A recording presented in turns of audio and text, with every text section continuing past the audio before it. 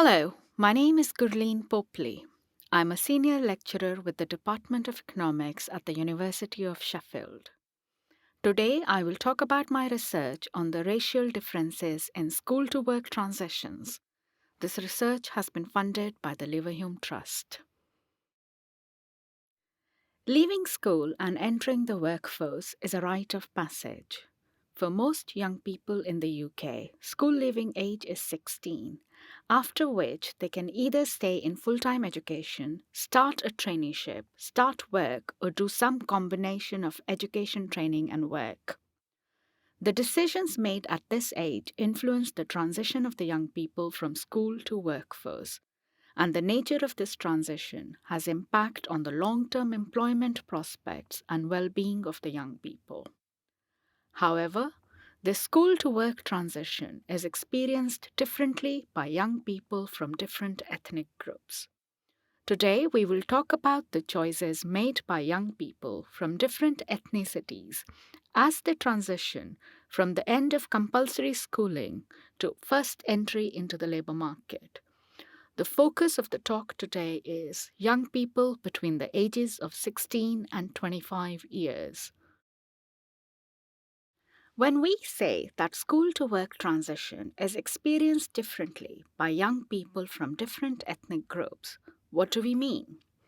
Let us consider the 5 largest ethnic minority groups in England: Indians, Pakistanis, Bangladeshis, Caribbean, and Africans. Minorities form 14% of the population in England and Wales. Of this, 7.5% identify themselves as British Asians and 3.5% identify themselves as Black British. The bars in the figure here show us the gap between different ethnic groups and their white peers. At age 16, after the end of the GCSEs, all ethnic minority groups are more likely to stay in full-time education. For example, Indians are 20 percentage points more likely to stay in full-time education post-16 relative to their white peers. And British Africans are 25 percentage points more likely to stay in full-time education post-16. Similarly, at age 18, young people from all minority groups are more likely to be in full-time education relative to their white peers. However, the higher education participation rates of ethnic minorities does not translate into higher employment rates for them. At age 25, young people from Pakistani heritage are 7 percentage points less likely to be employed relative to their white peers. Young people from Bangladeshi and African ethnic groups are 5 percentage points less likely to be employed. We also observe that not all ethnic minorities have similar experience. There is a degree of ethnic heterogeneity. For example, at age 25, Indians are the only minority group which are marginally more likely to be employed relative to their white peers. And there is no significant difference in the employment rates of young people from Caribbean ethnic group and their white peers. Following on from the stylized facts that we observe, we can ask 3 related questions. First, what explains the observed difference across ethnic groups relative to their white peers in decision to continue into education post-16, that is, at the end of their compulsory education? Second, what explains the observed difference across ethnic groups relative to their white peers in decision to continue into education post-18? And finally, the third question, what explains the difference across ethnic groups in the labor market outcomes at age 25? To understand these differences and answer the 3 questions, we use data from Next Steps. Next Steps is a cohort study that is following young people born in England between September 1989 and August 1990. These young people were first interviewed in 2004 when they were on an average about 14 years old and were in year 9 of their schooling. They did their GCSEs in 2006. For those who decided to stay in full-time education and do A-levels, they did their A-levels in 2008. There are in total 8 waves of the data available. They were interviewed annually from 2004 to 2010, when information was collected from both the young people and their parents. A follow-up survey was done in 2015 when the young people were 25 years old. The specific outcomes that we are interested in are: first, the post-16 choices; second, post-18 choice; and third, the employment status at age 25. For now, we focus only on decision to stay in education or leave education. We do not distinguish between types of education for those who are in education. Neither do we distinguish between the activities they do if they are not in education. So, for example, after giving their GCSEs at age 16, young people could decide to stay in education. This could be doing A-levels or further education. We do not distinguish between the two. And the other group is those who leave education. They could be in job with or without training, or doing some kind of apprenticeship, or be NEET, that is, not in education, employment, or training. Similarly, we define the post-18 decision as stay in education versus leaving education. Age 25, the main outcome of interest is whether the young person is employed or not. Whether or not young people decide to stay on in education and what their subsequent employment prospects are is influenced by a range of their background characteristics other than their ethnicity. The first background variable we consider is the family socioeconomic status. Existing evidence suggests that young people coming from higher socioeconomic status families are more likely to continue into education. The way we define socioeconomic status is a combination of mother's education, household occupational class, and neighborhood deprivation.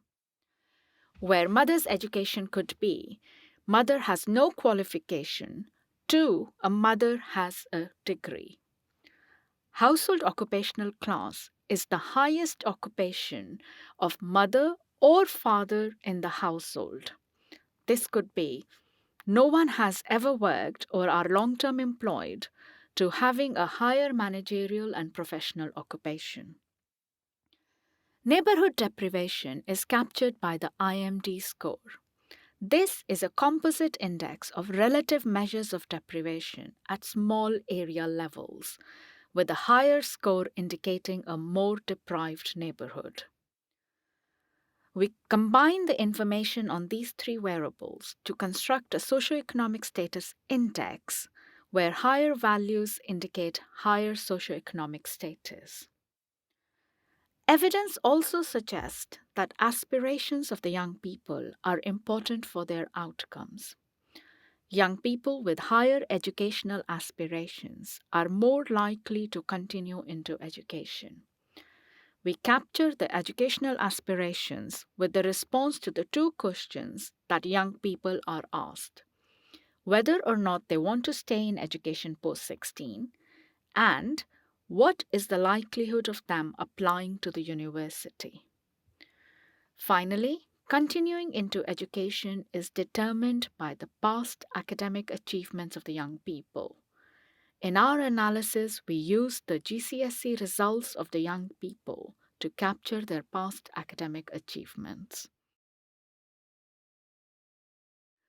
So, what is our study design? Our post-16 outcome comes from age 17 a year after the GCSEs are taken. We take post-18 outcome from age 20.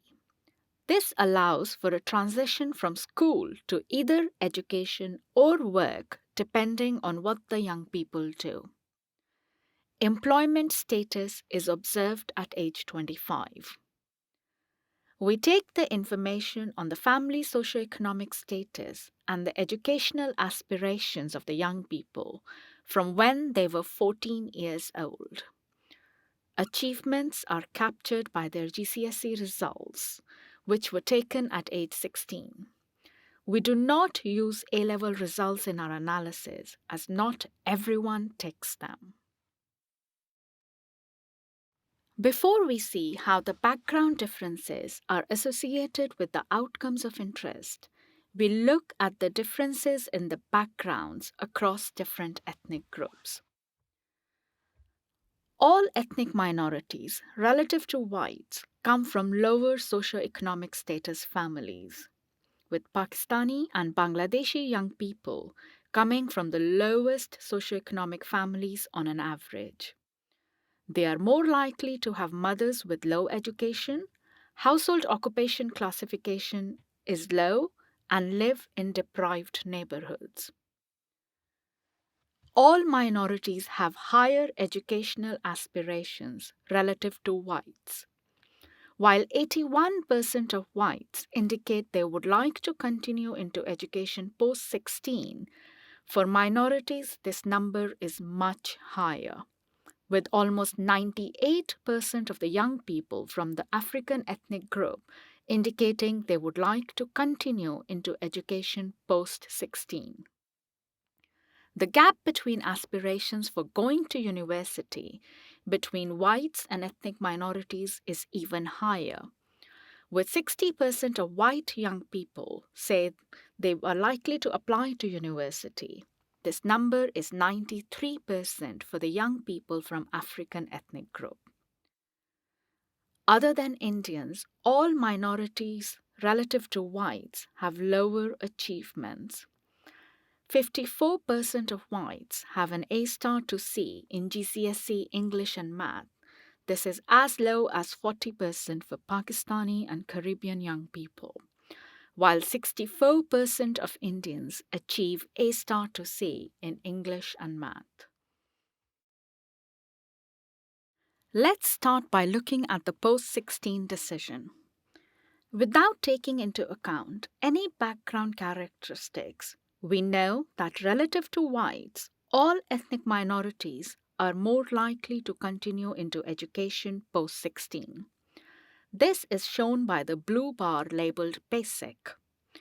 Now we sequentially control for the background characteristics and see if the differences in the background can explain some of the gap. We start by controlling for the family socioeconomic status. In our figure, the purple bar labeled Family SES controls for the family socioeconomic status of the young people.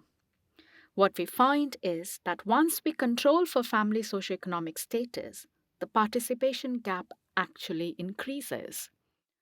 What this tells us is, if we compare minorities and whites from the same socioeconomic background, minorities are even more likely to go on into education. The basic gap is lower as minorities come from lower socioeconomic status backgrounds, and if they had same average SES as the whites, their participation would be even higher. We next control for educational aspirations of the young people. When we control for aspirations over and above the family socioeconomic status, the gap reduces. Finally, we control for the achievements of the young people. The green bar reflects the gap we would observe if we control for the family socioeconomic status, aspirations, and achievements together. Addition of achievement does not change the gap. What we have is that despite coming from, on an average, lower socioeconomic status families and having, on an average, lower GCSE attainments, young people from ethnic minority groups are more likely to continue into education post 16 relative to their white peers. The observed gap in participation is in part driven by much higher aspirations within the minority groups. While a majority of minority young people remain in education post 16, not all of them are more likely to go for A levels. A levels is often considered the high returns in the labor market route. Looking at those young people who do stay in education post 16, we see how many do A levels. Looking at the basic, the unconditional differences, Indians are more likely to continue into education. They are 10 percentage points more likely to be in A levels relative to whites, whereas Caribbeans are almost 10 percentage points less likely to be in A levels. For other minority groups, there is no significant difference relative to whites. Once we control for all background factors, the green bar, that is, if we compare minorities with the same family socioeconomic status, same aspirations, and same achievements with their white peers, then Indians, Bangladeshis, and Pakistanis are more likely to do A levels. Caribbeans are no different from whites, and Africans are now marginally more likely to be doing A levels.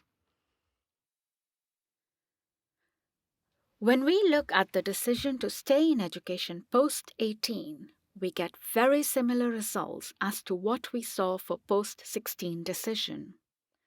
Without taking into account any background variables relative to whites, all ethnic minorities are more likely to continue into education post 18.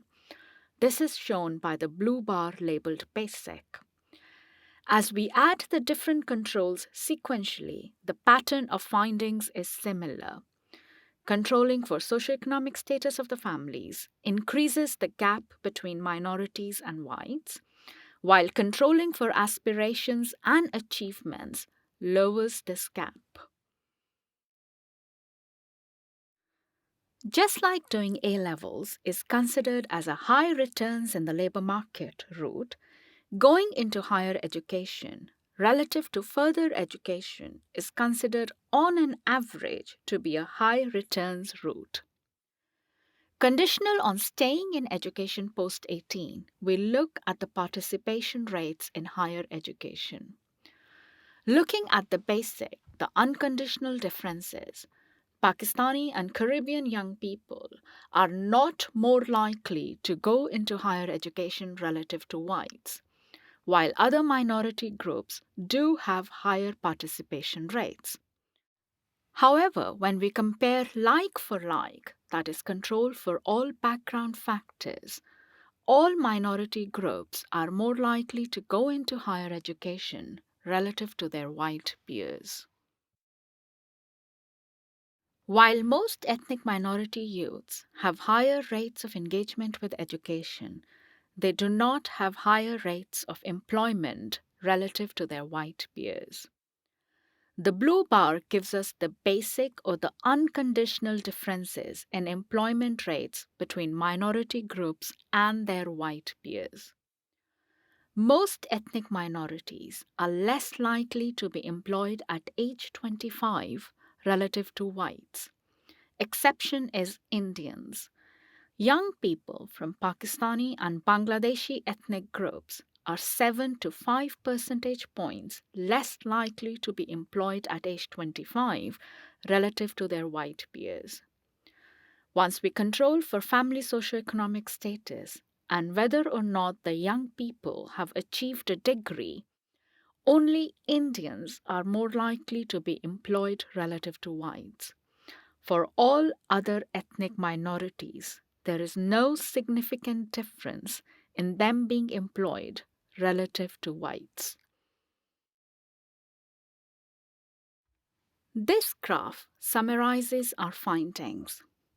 Here we show the education participation rates post 16 and post 18 and employment rates at age 25 for the different ethnic groups relative to their white peers. Young people from minority backgrounds are much more likely to stay in education. This is the educational mobility that we often hear about. This is despite the fact that most minorities come from disadvantaged backgrounds and have lower attainments. What seems to explain partially the higher educational engagement of the young people from minority groups is their high educational aspirations. The educational mobility of the ethnic minorities, however, does not translate into labor market success for them. Most ethnic minorities are no more likely to be employed at age 25 than their white peers, despite the observed educational mobility. What we also observe is that there is considerable heterogeneity in the experience of different ethnic groups. Both the educational mobility and the lack of labor market success is experienced differently across different ethnic groups.